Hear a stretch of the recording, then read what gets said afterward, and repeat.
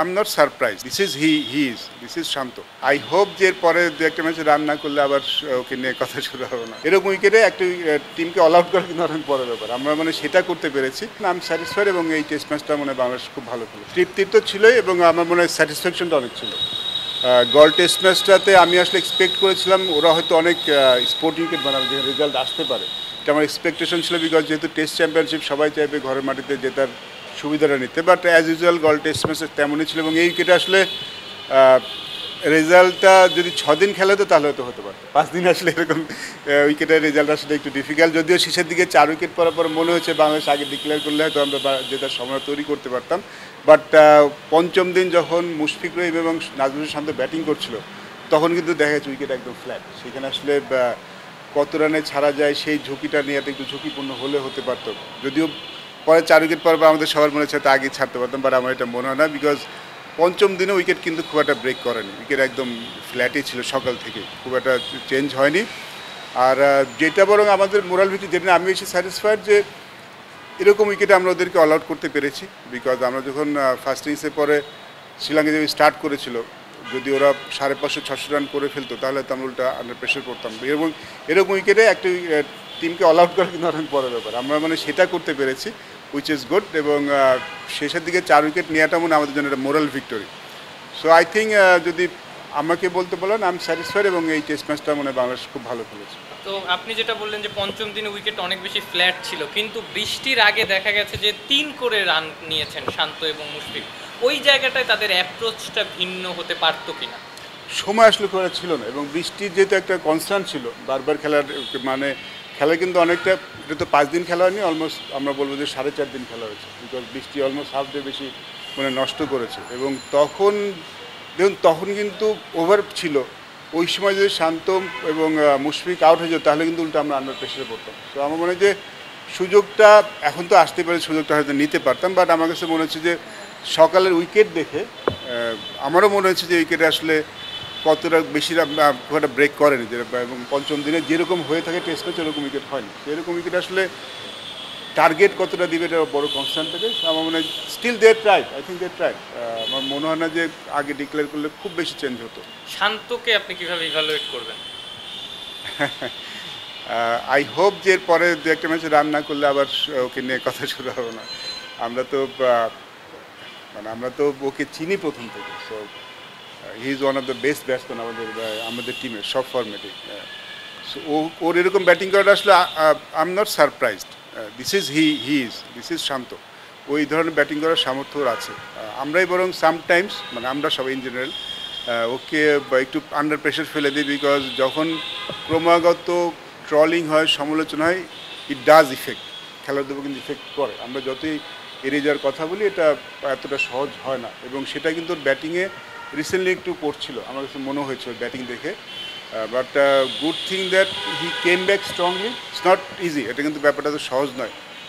হি came back strongly, এবং test ম্যাচে back to back 100 is special, সেটা করতে পেরেছে। এবং শান্তের এই সামর্থ্যটা খুব ভালো মতোই আছে। আই থিঙ্ক আমরা যদি সবাই একটু ওকে সাহায্য করি তাহলে মনে হয় ভবিষ্যতে আরও ভালো খেলতে পারবে, বিকজ ওর আরও ভালো খেলার সামর্থ্য আছে।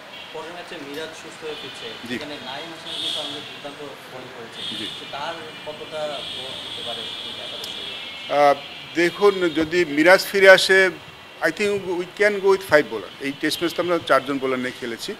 আর এর পরের ম্যাচটা যেখানে আমি এসএসসি, সেটাও কিন্তু প্রথম দিনের পরে মোস্টলি ফ্ল্যাট উইকেট হয়ে যায়। সেখানে একজন ফাস্ট বোলার, শ্রীলঙ্কা কখনো 3টে ফাস্ট বোলার নিয়ে এসএসসি খেলে না, সাধারণত খেলে না। সো আমি জানি না উইকেটটা কেমন হবে, কারণ উইকেটটার উপরে অনেকখানি ডিপেন্ড করবে। বাট মিরাজ ফিরে আসায়, যেটা যদি ফিরে আসে সুস্থ হয়, তাহলে আমরা 5 জন বোলার নিয়ে যেতে পারি। সেক্ষেত্রে হয়তো একজন ব্যাটসম্যান বসাতে হবে, সেটা খুব সমস্যা হবে না, because Miraz is capable of, মানে ফুল টাইম ব্যাটসম্যান। নাহিদ রানার পারফরমেন্স নিয়ে একটু অবাক হয়েছেন কিনা? আসলে শুধু গতি থাকলে হয় না, যে একটা লাইন লেন্থ মেনটেন করাটা খুব জরুরি, সেটা তার জন্য খুব প্রয়োজন কিনা? He will learn. দেখুন গল টেস্টে যেরকম উইকেট ছিল, যারা হাই পেস তাদের বলে ব্যাট করানোটা সহজ, যারা একটু যারা হাই পেসে বল করে তারা একটু শর্ট লেন্থ বল করে। গল পেসের উইকেটটা, গলের টেস্টের উইকেটটা যেমন ছিল, এই ধরনের পেস আসলে ব্যাটসম্যানদের জন্য সহজ হয়। সো সারপ্রাইজ হওয়ার কিছু নেই, এটা স্বাভাবিক আমি বলবো। শ্রীলঙ্কাও কিন্তু অত কুইক বলার খেলায়নি। সো এরকম উইকেট আসলে যারা খুব গতিতে বল করে তাদের আসলে খুব একটা সুযোগ থাকে না, বরং তাদের বলে ব্যাট করা সহজ হয়। So is fine. আমার মনে হয় যে এরকম উইকেটে কোন লেন্থে বল করতে হবে সেটা সে শিখবে। ইজ এ অ্যাসেট আমাদের জন্য, এবং আই থিঙ্ক ভবিষ্যতে ভালো করবে। Is just started, so I think we should consider him. জি, আবার সুযোগ দেওয়া হলো, অনেকদিন কথা হচ্ছিল সেই সময় তার ব্যাটিংয়ে একটু আসলতা অনেকটাই নজরে এসেছে। আপনি দীর্ঘদিন ধরে নির্বাচন হিসেবে দায়িত্ব পালন করেছেন, এটা কি আপনার কোনো মনে হয় যে বাংলাদেশের প্রেক্ষাপটে ক্রিকেটারদের জনপ্রিয়তা ন্যাশনাল টিমে কবে থেকে কেমন হচ্ছে? আমার মনে হয় আনামুল হক বিজয় দল এসছেন পারফর্ম করে, জনপ্রিয়তা দিয়ে আসলে কেউ দলে ঢোকে না। I don't think so. আমার মনে হয় যে বিকজ বিজয় কিন্তু আনামুল হক বিজয় আর কি, ও কিন্তু ফার্স্ট ক্লাসেও কিন্তু বেশ ভালো রান করে। লাস্ট ইয়ারে মনে হয় সম্ভবত নাম্বার 3-তে ছিল ফার্স্ট ক্লাসে, সেকেন্ড ছিল 700 বেশি রান করছে। 500 বেশি রান করে। সো ইটস নট দ্যাট যে অনলি সাদা, আমরা বলছি সাদা বলের ব্যাটিং দেখে নেওয়া হয়েছে, বাট ওর লাল বলের কিন্তু রেকর্ড যদি দেখেন ফার্স্ট ক্লাসে ওয়ান্ডারফুল, সবসময় খুলনা ডিভিশনের পক্ষে একদম টপ অফ দ্য লিস্টেই থাকে। সো এই জন্যই হয়তো ওকে টেস্ট ম্যাচে কনসিডার করা হয়েছে। বাট একটা তো ব্যাপার আছে যে ও টেস্ট ম্যাচ লাল বলের যে ডোমেস্টিকের এইটা ফর্মটা টেস্ট ম্যাচে খুব একটা করতে পারেনি।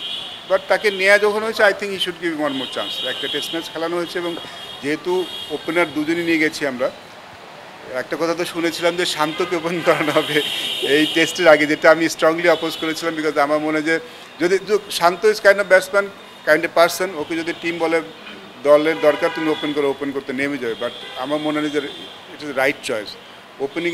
Opening is a specialise position, এখানে একদম যারা ওপেনার তাদের ওপেন করা উচিত। আর যারা 3 নাম্বার, ইভেন 3 নাম্বারও কিন্তু 3 নাম্বার কিন্তু ওপেনার না। তো সেই ক্ষেত্রে আমরা যেহেতু ওপেনার আমরা দুজন নিয়েছি, তাদের উপরে আরেকটা ম্যাচ দেওয়া উচিত বলে আমি মনে করি।